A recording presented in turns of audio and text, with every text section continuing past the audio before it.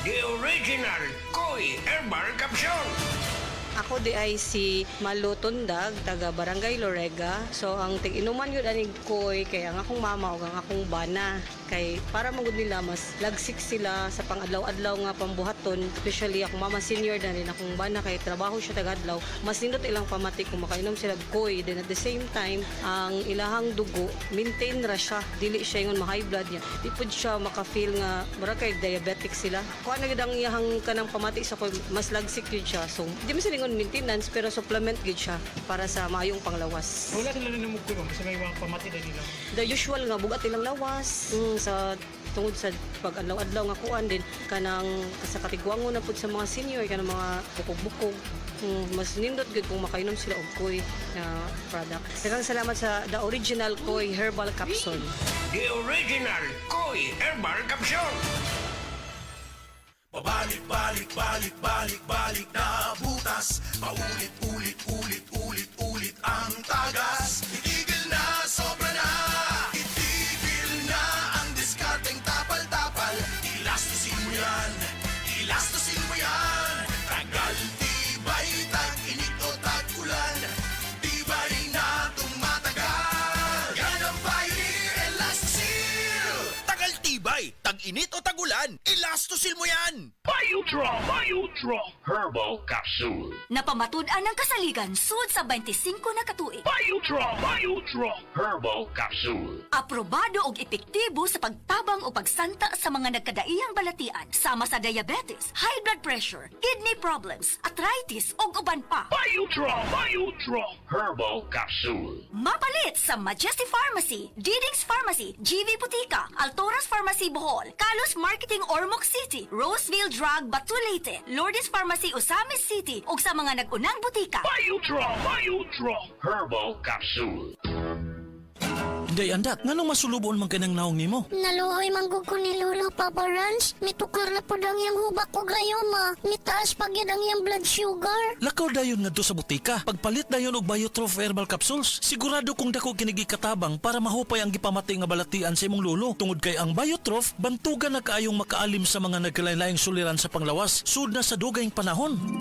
Papa Rans, okay na kanya kong Lolo. Salamat kayo sa Biotrof Herbal Capsules, the wonder food supplement. Biotrof Herbal Capsules, mapalit sa mga butika nga naa sa inyong dapit. Kini nga oras hatod kanato sa Biotrof Herbal Capsules. The wonder food supplement.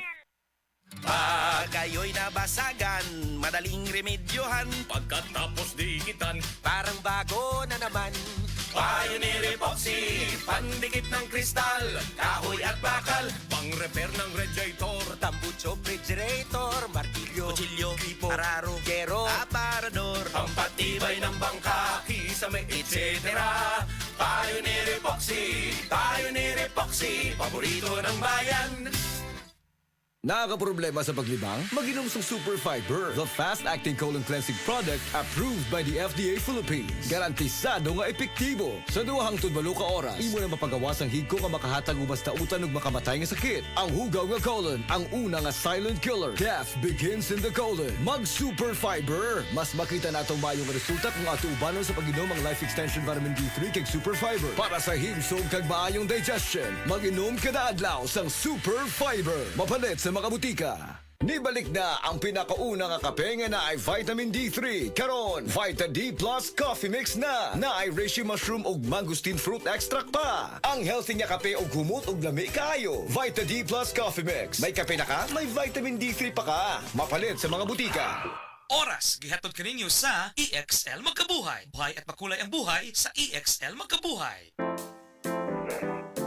Usa sa mga kumpanya nga nag-una sa natad sa luwas og limpyo nga oxygen tanks, Brilliant Metal Craft Hospital Systems mipasalig nga masayo na ang pagkabot niini pinaagi sa ilang bag-ong disenyo nga gigama alang sa mga hospital ug pasyente. We believe na ang oxygen ay number one katambal magamit sa tao. Once it will be closed inside the tank, there is a complete manufacturing of rust which will serve as the toxin given to Pag-abri mo sa tangke, compare. Ato aluminum, sinaw kayo. Isip keynote speaker ato sa Private Hospitals Association of the Philippines Regional Management Seminar ay ang ipadayag kung unsa ka mahinungdanon ang paglanghap og limpyo nga oxygen. Makita natin doon sa presentation ni Dr. Dampor na yung mga bagong innovations na yon ay magpo-provide ng better outcome para sa ating mga hospitals at sa ating mga patients. For those hospital owners, akong matabang ninyo, ilisan og aluminum para wa nay taya. Libre ni sa among kumpanya. Si Gemma Libahan, diabetic ug nag-insulina. Apan, miubos ang...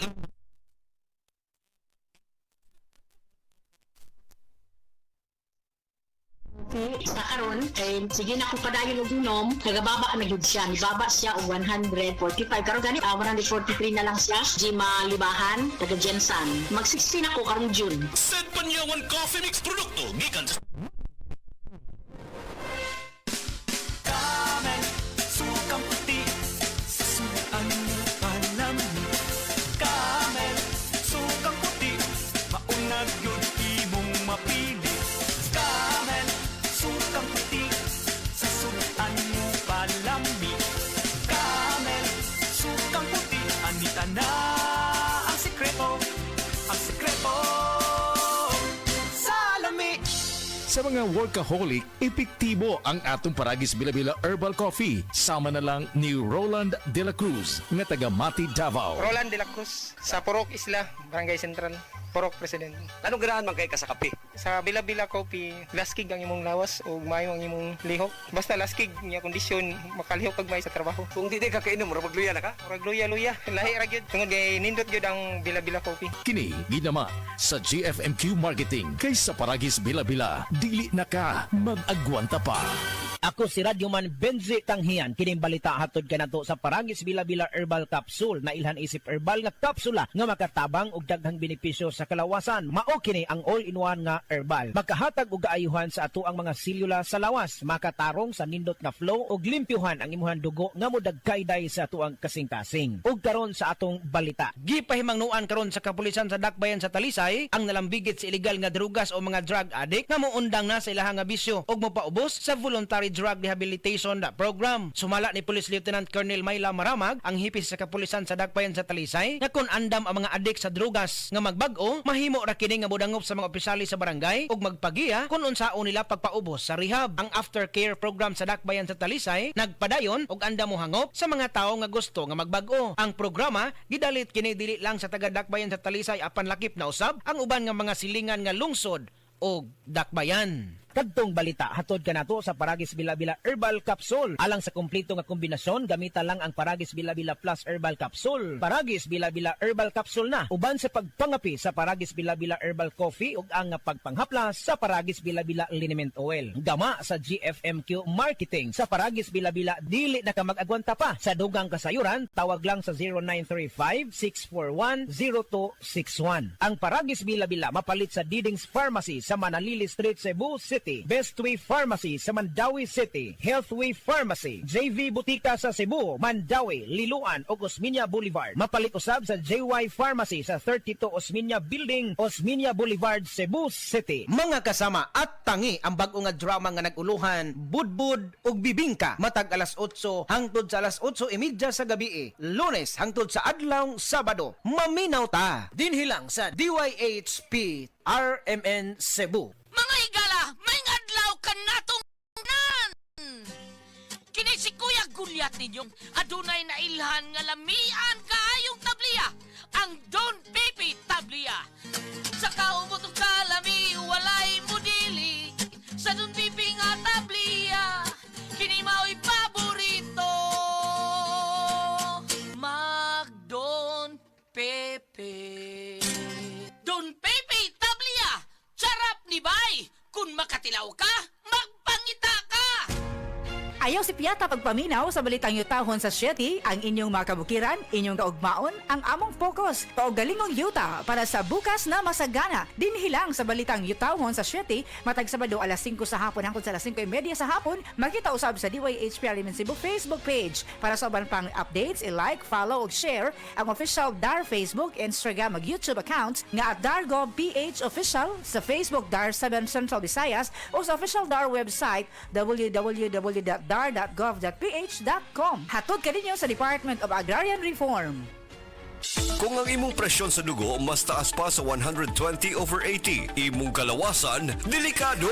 Kini ang presyon sa dugo nga mamahimong maghatod kanimo sa pag-angkon sa stroke, atake sa kasing-kasing o cardiac arrest. Ang hypertension o high blood pressure mo ay labing hinungdan sa mga kamatayon sa mga Pilipino. Atong himuang pamaagi, mag-take kita sa SED Panyawan Garde Capsule. SED Panyawan Garde Capsule. Hypertension, buntugon! Hini mo sa SED Marketing Incorporated. Tatak magaling. SED Testimonies.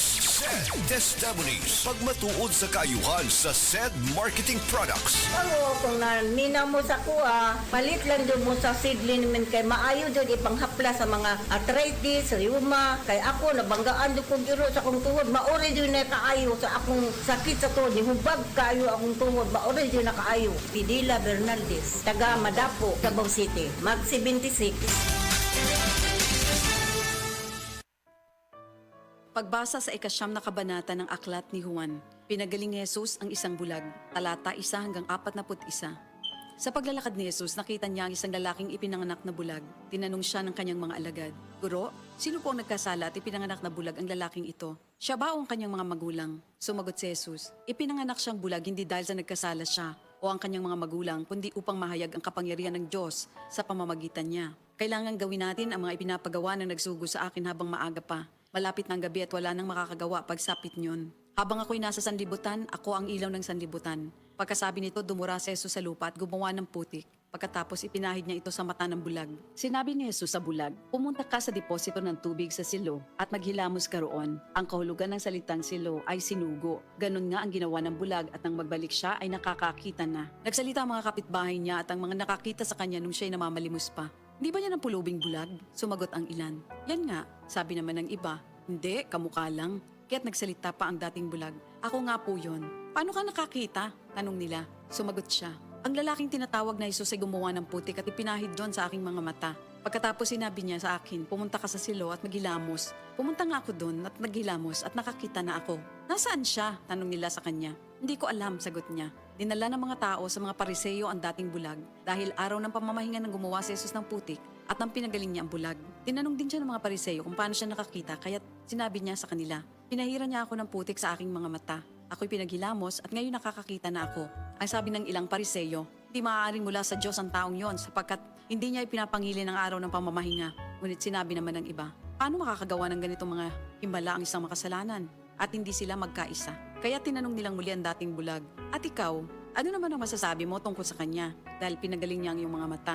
"Isa siyang propeta," sagot niya. Ayaw maniwala ng mga Hudyo na siya'y talagang dating bulag kaya't ipinatawag nila ang kanyang mga magulang. "Anak nga ba ninyo ito? Talaga bang siya ipinanganak na bulag? Bakit nakakakita na siya ngayon?" tanong nila.